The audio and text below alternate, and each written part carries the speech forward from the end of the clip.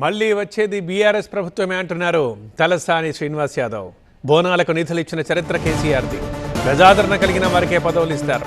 కేసీఆర్ ఆనవాళ్లు లేకుండా చేస్తామని సీఎం అంటున్నారు. చరిత్ర ఉన్నంత వరకు కేసీఆర్ ఆనవాళ్లు ఉంటాయని అన్నారు తలసాని. కేసీఆర్ వయసుకి కూడా రేవంత్ గౌరవం ఇవ్వడం లేదు. సీఎం రేవంత్ బూతులు మాట్లాడుతున్నారంటున్నారు తలసాని.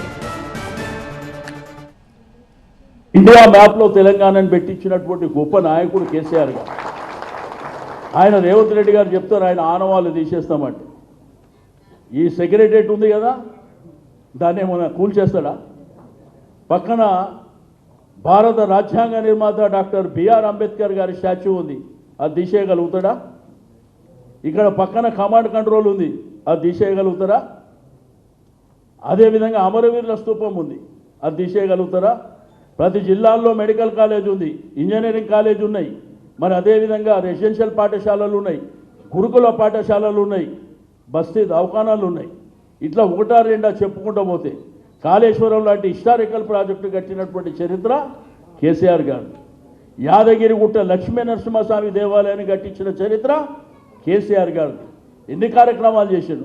ఒక ఆడబిడ్డ పెళ్ళి అయితే 1,00,000 రూపాయలు కళ్యాణ లక్ష్మాన్ని ఇచ్చిన చరిత్ర ఈ దేశంలో ఎవరికి లేదు.